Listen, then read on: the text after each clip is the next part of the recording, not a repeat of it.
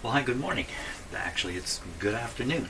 And it's June 6th here. And this is going to be a quick video. I just want to go over this antenna. The mystery of this antenna. It's not a mystery anymore. Thank you very much. I think it's Gord. Sent me a patent document for this antenna, specifically for this shield basket that goes around the outside of it.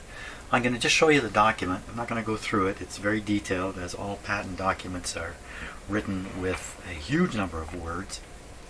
But it does reveal the basic purpose of this wire here.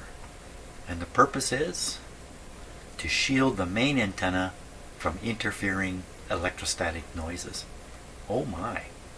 Oh my. Isn't that what we face today in our houses? Tons of electronic noise coming at these poor naked antennas. Well, this antenna is not naked. It has this shield which has been carefully constructed, spaced, all that kind of stuff, in order to shield the internal antenna. Does it work? Gee, I don't know. I've only read this article I'm going to show you once. I got to read it again and again to absorb it properly. But it's a very simple idea. It's a simple idea to put this shield in. And the shield is just grounded at an appropriate grounding point. So I won't go into the details of it because, like I said, I have to read this article a couple of times to understand the actual design issues around doing this and why aren't all antennas like that. Because this guy managed to get a patent on this idea and then we never saw it again. Is that kind of what happened? I don't know, but let's take a look at the article here briefly, and then that'll be it for today. Okay, so this is coming from a website called freepatentsonline.com, and thank you again. I think it was Gord, I hope I got the name right, who sent me this. And we're going to take a look at it, just quickly go through it. So this must be the patent number here. This is the guy, the engineer or the person who designed it. W.H. Grimditch. Boy, that's a name, isn't it? 1942. Loop antenna. He doesn't say loop antenna shield system. It just says loop antenna.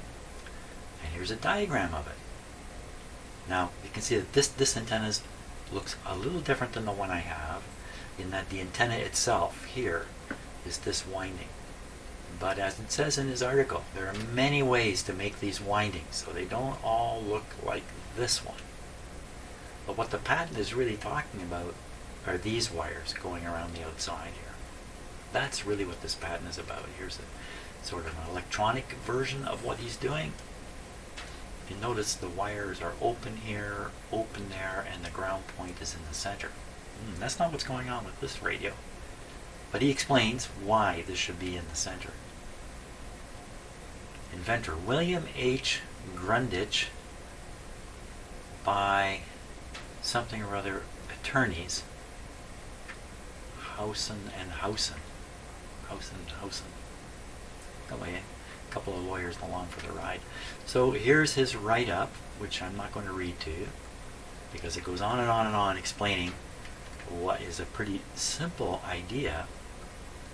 But of course, you know, when engineers get a hold of stuff, they want to refine it and sort of maximize it and that kind of stuff. So anyway, there we are. So I'm going to study this article enough that I can then hopefully perform some experiments on this antenna and just see what this shielding really does. If it lives up to the claim that Bill is making here. Great. So that's it.